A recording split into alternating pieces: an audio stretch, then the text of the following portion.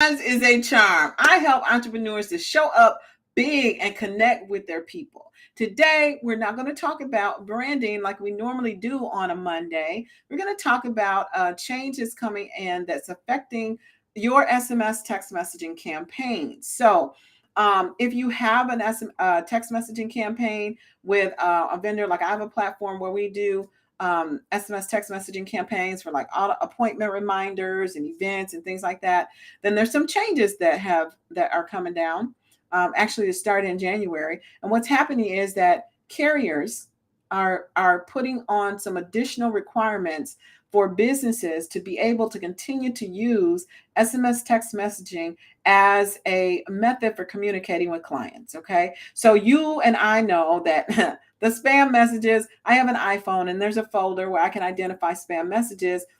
So clearly it's an issue because I have like 1,000 of them. But so what they're doing is they're requesting that brands, which would be like your company, that brands register with the carriers and that they also have their campaigns vetted. In other words, that they submit their campaigns with sample messages to show what are you going to be using the text messaging for. So what you may notice, so the reason this is top of mind for me is on the 25th is the deadline that the carriers have requested that businesses register their brands for the A2P 10DLC messaging, right? So A to P is application to person versus what you and I would use on a personal basis, P2P, which is person to person, okay? And then the 10 DLC is a 10-digit long code, okay? And what it is basically is that it's when a business gets a phone number that looks like your phone number and sends messages to people, is basically in a nutshell. So, so if you have a campaign that's ongoing right now, you may notice a decrease in messages being delivered or a decrease due to the filtering. So there are a couple things you can do to increase the probability that your messages will be delivered, even if you're not a brand that's registered in the process.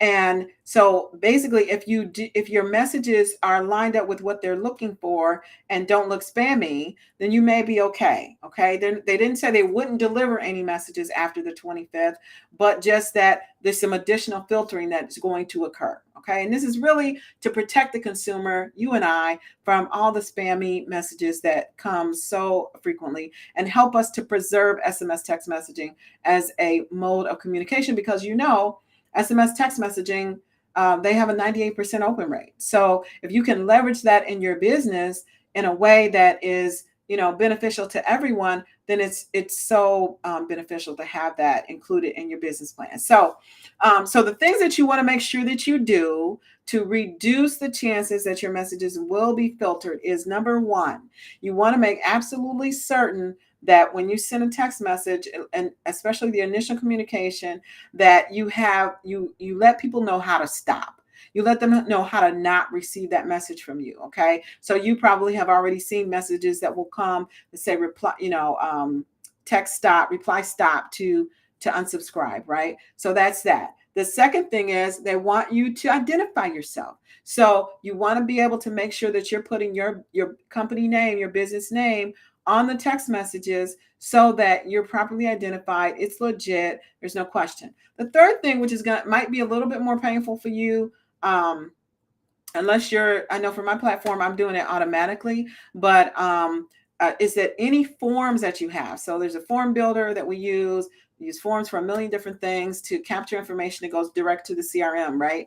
And so any forms that you use where you're capturing data like phone that includes the phone number, you have to have a area for them to check.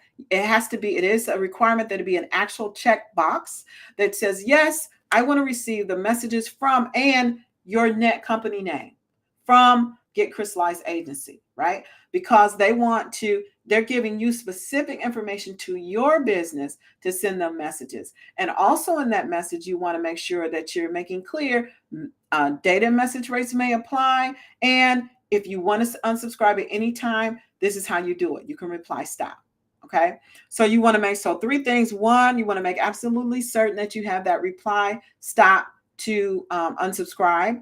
The second thing you want to make sure you do is that you identify yourself. You have your company name in the content of your text message. And the third thing is you want to make sure all forms or digital forms where you're capturing people's information, that you get permission, whether it's a newsletter sign up or it's, appointment, whatever it is, that you get that permission via a checkbox for them to, for you to use their information to send them messages. Okay. So you want to make sure you do that. And then I'm going to go a step further actually, and just send out a reminder and say, hey, do I have your permission?